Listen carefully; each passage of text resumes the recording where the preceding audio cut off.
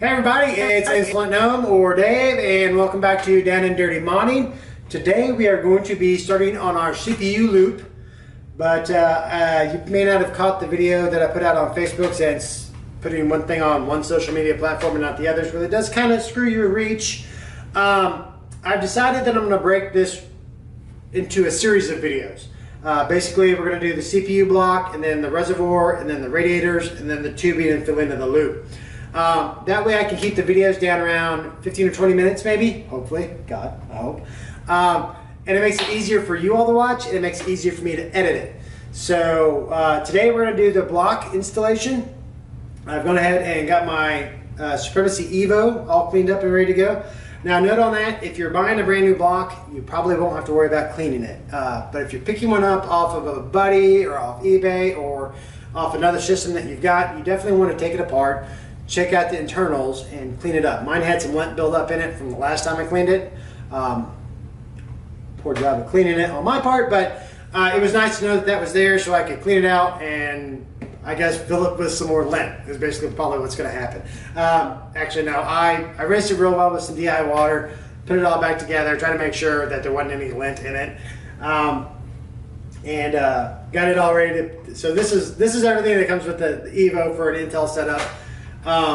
We've also got some other stuff that we're going to need for putting a block on. We've got some 91% alcohol. Then we're going to use that to clean our paste and everything off our blocks and our CPU and our blocks.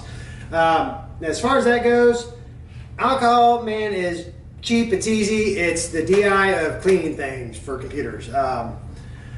But you can't go out and get something like this Arctic Clean system where it has a paste remover and a surface purifier. I don't know how much it purifies anything, but it does work. I've used it. It's not a bad deal. I think it just costs a little bit more. We are going to use some coffee filters for our lint-free cloth because they're easy and cheap and do a great job. Thermal paste wise, we're going to be using some G-Lid GC Extreme. A few years back, I read an article that compared actually a bunch of thermal paste, which I can't even imagine trying to write that. I mean, God, put it together, run a test, take it apart, put it together, run a test. They had to be so annoyed by the end of that video. But this came out as one of the better performers. I tried it, liked it, stuck with it. So, but normally if you're buying a block, you're gonna get a little tube of Tim. A tube of Tim. I know a couple of Tims. That's just funny. That's just wrong. Totally wrong. But you'll get some thermal material, some thermal paste, if you buy a new block. And that's fine to use too. Most of that stuff's, the spread from the best you can buy to the worst you can get really isn't that big. I mean, we're talking probably, 5 degrees over the best to the worst. So anywhere in that middle area is going to be fine. Okay, so back to the subject. We've got our GPU block, our GPU out, and we're going to have to remove our motherboard because I didn't put a CPU cutout in my motherboard tray. But that's not a bad thing because the blocks are easier to put on when the motherboard's out. And also, for the next parts of this series, we're going to be drilling holes in acrylic and drilling holes in steel. So we really don't want the motherboard in there anyway. So what I've done is I've taken a pin and marked the edge of my motherboard and where most of my big connections are. So like my SATA, my USB 3, and my 24 pin. That way I can pull this out. I know where it's going to be, like how far it goes into the case. And I can adjust my reservoir based on that and make sure that I don't line anything up where it's going to interfere with any wiring that I'm going to do later. So it's very, very easy thing to do. It lets you pull this thing out, set it to the side, and never worry about it until you actually start putting everything together. So with the GPU out, we're going to go ahead and pull the motherboard real quick, which will be pretty simple because this is a funny motherboard with -3 screws. I still don't get that. I don't know why they did it, but whatever. I guess it really works out good for us because it gives us more room for a radiator and reservoir setup. So I guess I shouldn't complain. Don't look a gift horse in the mouth, right?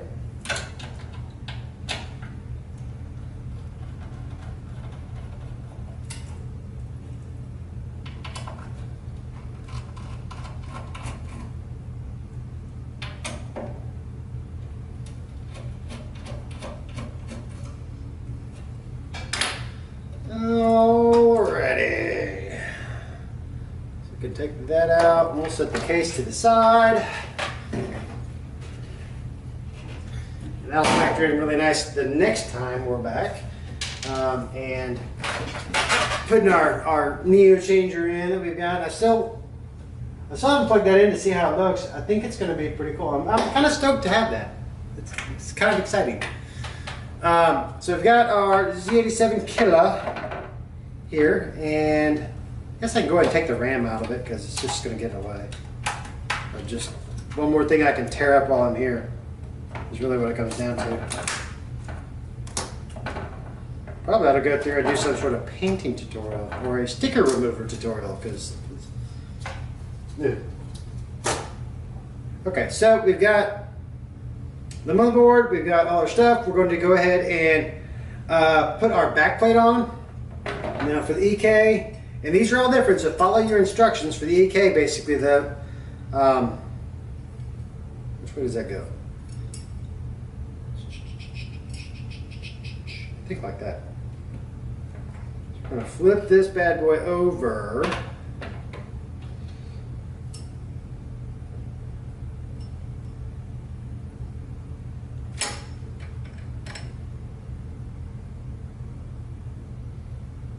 And then we stick our, yes. We're going to have to hold that. Put the washer on our pin. And then this screws up from the front. Been a while since I put an Evo together. Come back here. And once we get a couple of these screws in, we won't have to hold that backplate on anymore. Because it'll hold itself. Sweet.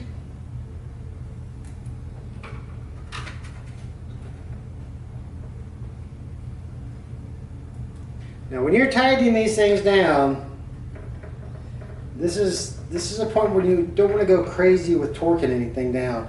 Usually hand tight is going to be plenty because you're not moving things around, you're not screwing around with anything.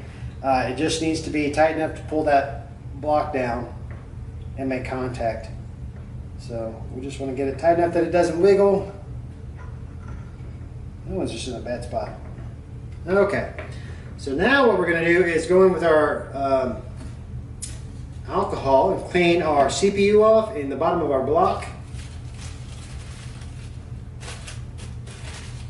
They've been clean, but sitting around here getting dusty and everything, and I threw some alcohol on the block.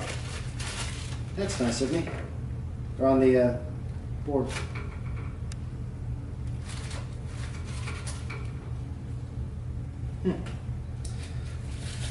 Yeah, they just got dusty sitting around here in my shop, so I just want to clean them off again. Make sure I don't have anything interrupting the transfer of heat. I don't know what it is. As many times as you clean one of them blocks or clean a CPU off, you'll get a little bit extra TIM every time. It's just hard to get all of it off all the time.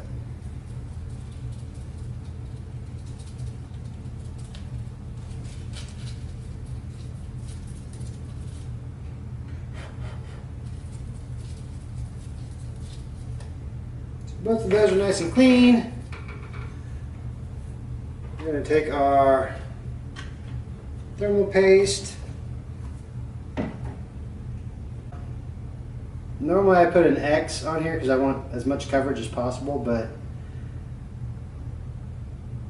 I realize that that's probably overkill, so we'll just do the grain of rice. And now we're going to put our block on. Alright, with Intel we're kind of lucky that we have 4 orientations that we can mount this, so and with AMD, like with AM4, I know you're stuck with 2, and actually I think AM3. I haven't actually done an AM3, and I haven't ever used an AM3. Holy crap! But with AM4, I know that it's an oblong block, or oblong mounting, so you can only put it straight up and down, or flip it over and reverse that. Now with Intel though, you can do it all 4 different ways. And you want to kind of think about where you're going to run your tubing, because this can really impact how easy your life is or how difficult your life is. If you're running from, say, from a GPU, it's kind of nice to have them horizontal, because one of those lines is going to come up out of the GPU and into your block, more than likely. So you can line this up, say, if you know your inlet matches up with the outlet of your GPU, you can put the inlet on the bottom, you can put it over to the side a little bit, you can flip it to the other side. You've got a lot of options with this one. Now for us, I think we're going to be coming from the radiator, or from the reservoir into the block and then over to our radiator. So we're going to put it with the inlet on the bottom, outlet on the top, and I think that's going to make it easy for us to run our loop. So that just slides down. Make sure I didn't get anything on it. Slides down on our pins. Nice and easy. And with EK, then you get some springs.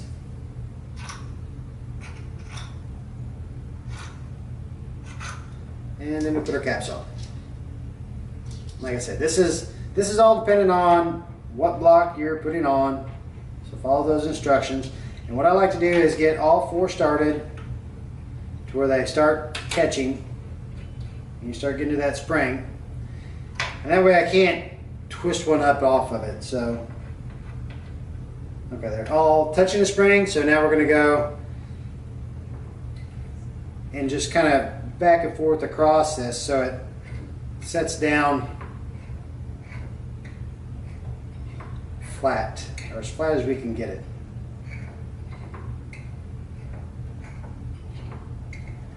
And I've screwed up my original pattern, so it's not super important.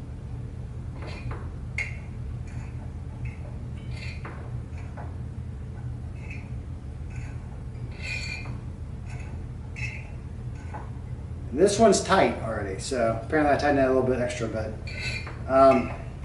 you just want to keep going down.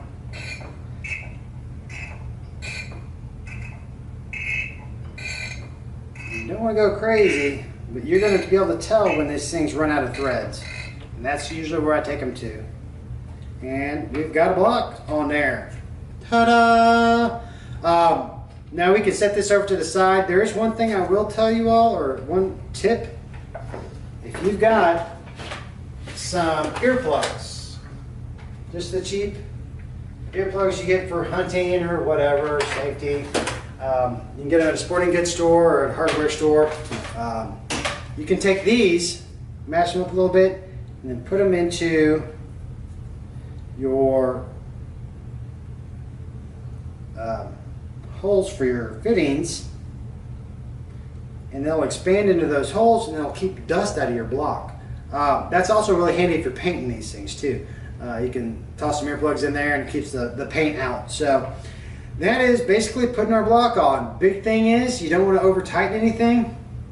You want to try to tighten this block down evenly so it goes pretty much straight down, instead of putting one corner down and then the other corner. It's kind of like putting a tire on a car. As far as anything else, I think that pretty much does it. Always follow the instructions for your block, and I guess we'll set this to the side, and next week we'll come back, or probably 2 weeks from now, we'll come back with our reservoir mounting and we'll get that one figured out. So I guess take it easy, guys, and go out and mount something.